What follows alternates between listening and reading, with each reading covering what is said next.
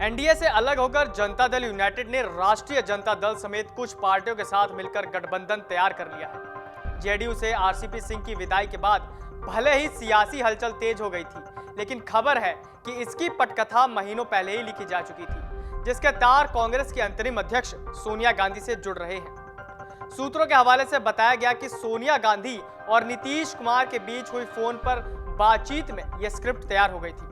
कुमार ने तब कोविड-19 संक्रमण से जूझ रही सोनिया का हाल जानने के लिए कॉल किया था। बातचीत के दौरान नीतीश कुमार ने भारतीय जनता पार्टी की तरफ से पड़ रहे दबाव का भी जिक्र किया और कहा कि भाजपा उनकी पार्टी तोड़ना चाहती है। बातचीत के दौरान बिहार के मुख्यमंत्री ने प्रदेश में बदलाव के लिए सोनिया से सहयोग मांगा था।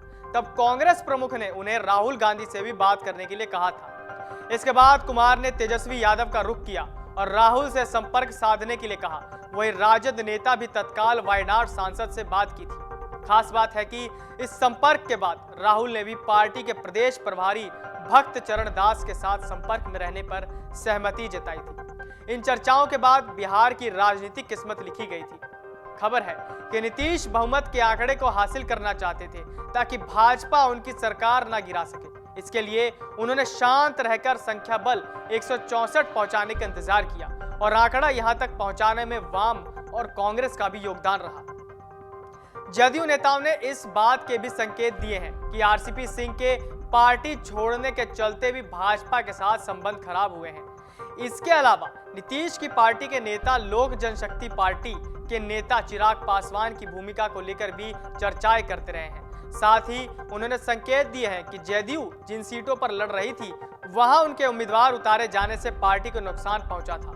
नीतीश की भाजपा से नाराजगी नई नहीं थी। इसका सिलसिला विधानसभा चुनाव में चिराग पासवान के भाजपा के पक्ष और जदयू के विरोध में ताल ठोकने से शुरू हो गया था।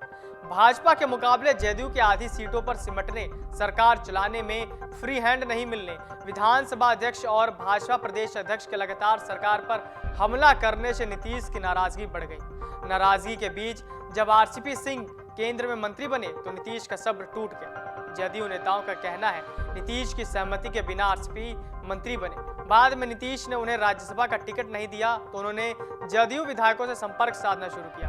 नीतीश को लगा कि इसके पीछे भाजपा है। जदयू ने कई बार भाजपा पर जदयू में मतभेद पैदा करने का आरोप लगाया। जुदाई में एक अहम कारण जदयू के वोट बैंक में भाजपा की एंट्री थी। कभी भाजपा का आधार राज्य के आंकड़ों तक ही सीमित था।